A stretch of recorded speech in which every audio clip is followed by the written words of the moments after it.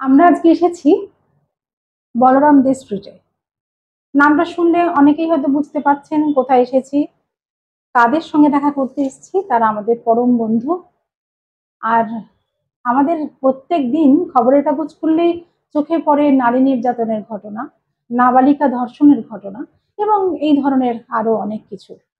আমি আজকে যার কাছে এসে কথা বলবো আপনাদের জন্য, আমাদের পাঠকদের জন্য, আমি হৈমন্তী। তাহাদের কথায় আজকে আপনাদের সঙ্গে যার পরিচয় করাবো, তিনি হলেন আমাদের অত্যন্ত প্রিয় একজন মানুষ। আগে মানুষ, তারপর তো তার সংগঠন।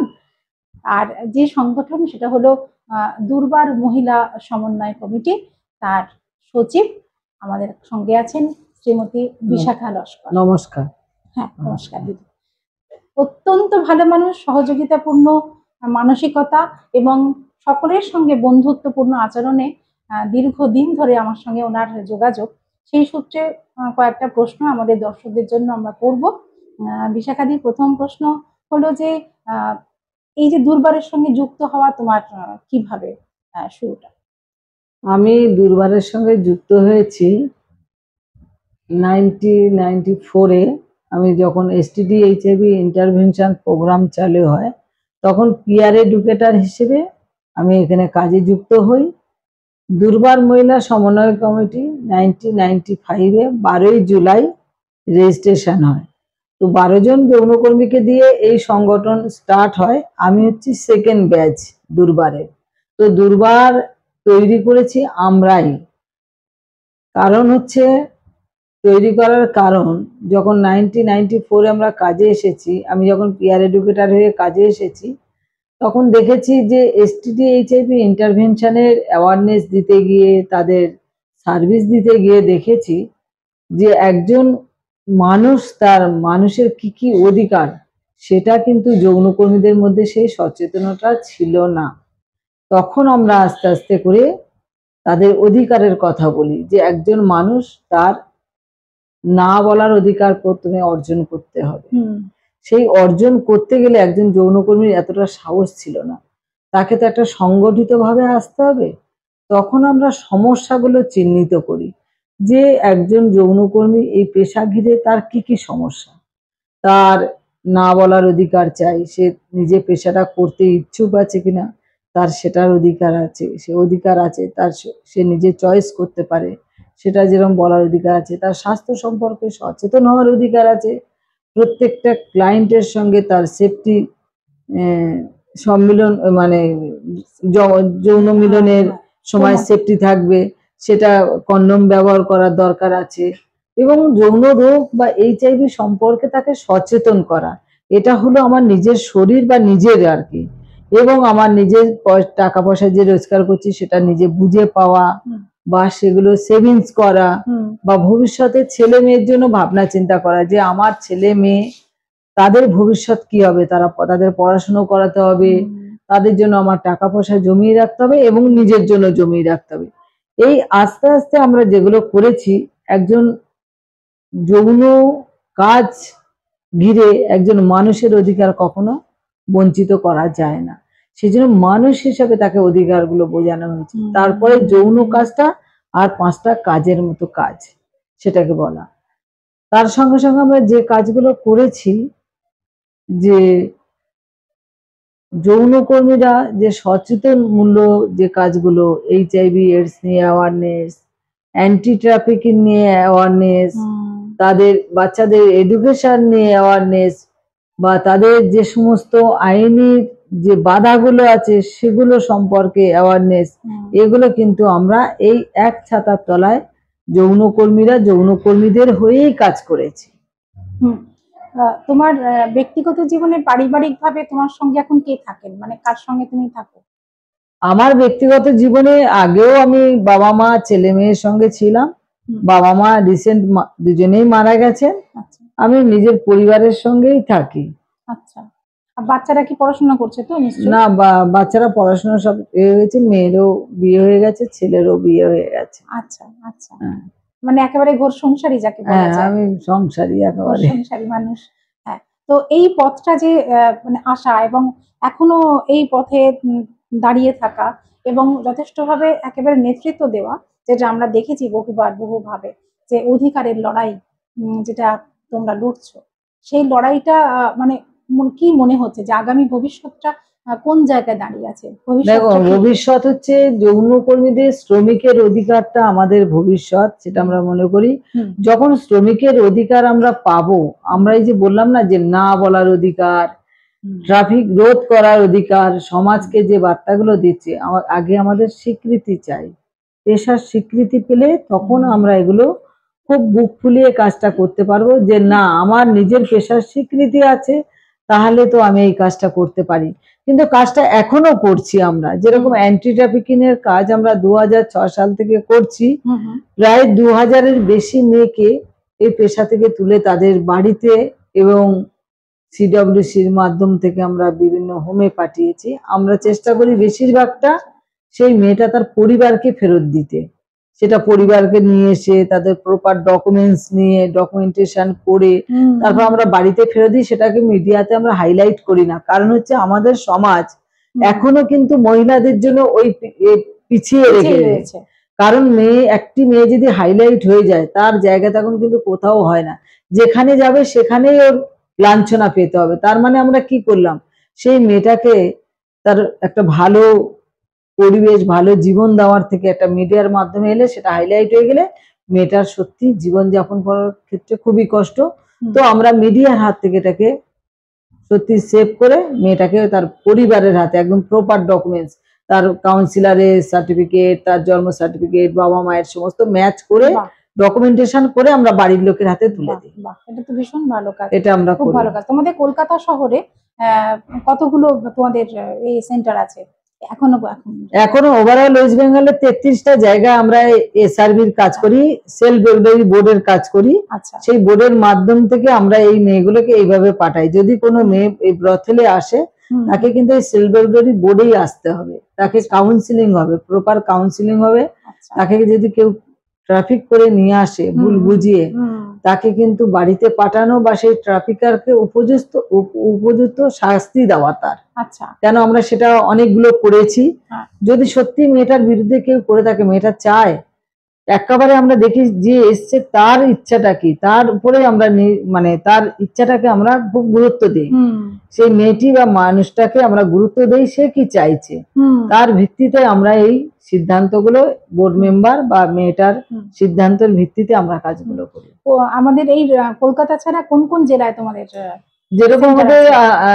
আছে হচ্ছে আসানসোল, দুর্গাপুর, বিষ্ণুপুর, শান্তিপুর, কালনা, হুম, মালদা, এদিকে হচ্ছে কি বলে সিউড়ি, হুম, তারপর তো কলকাতার মধ্যে কালীঘাট, খিদিরপুর, বউবাজার, সোনাগাছি, টিটাগড়, হুম, এই সমস্ত জায়গাগুলো, বসিরহাট, হুম, এগুলো সব আমাদের আছে। দমদমে পাতিপুকুরের দিকে একটা আছে না? দমদমে একটা আছে না?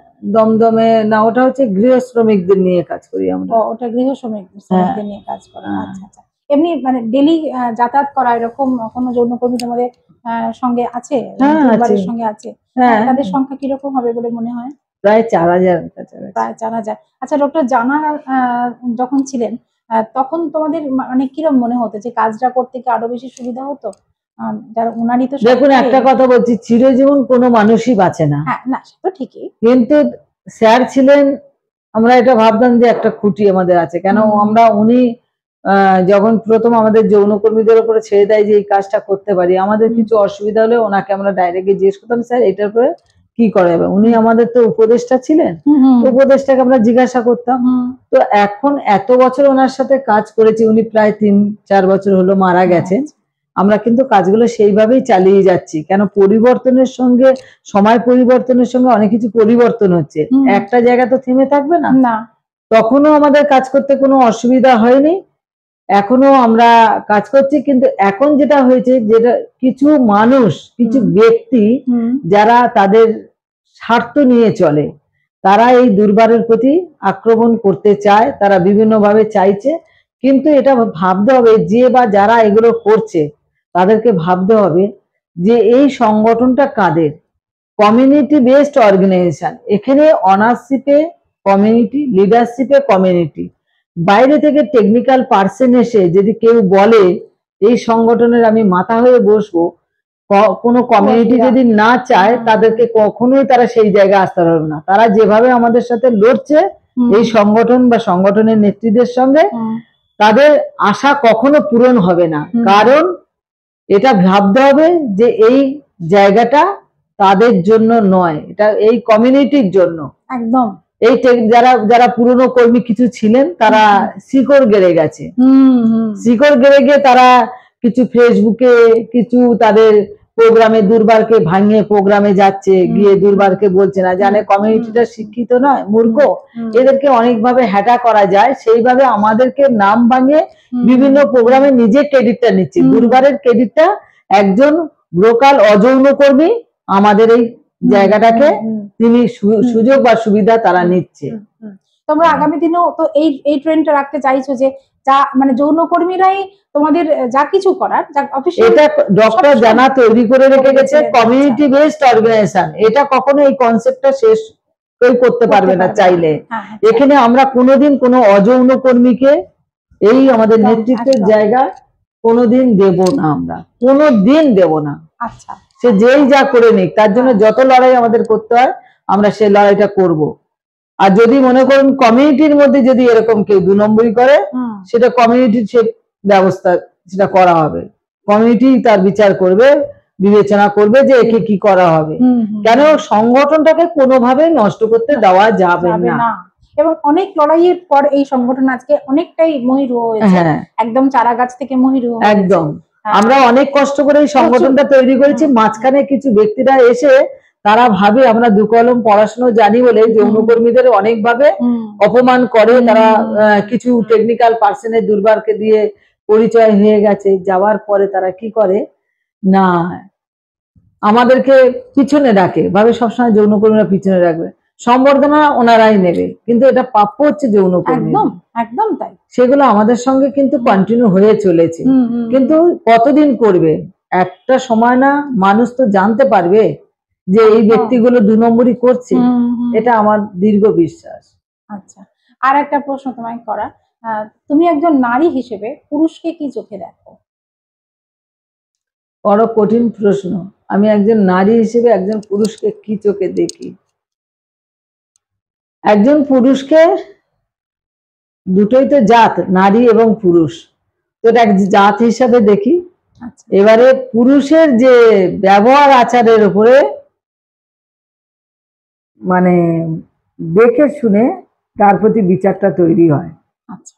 সব পুরুষ তো সবাই খারাপ নয় না, সবার বিবেক বিবেচনা বুদ্ধি সবার খারাপ নয়।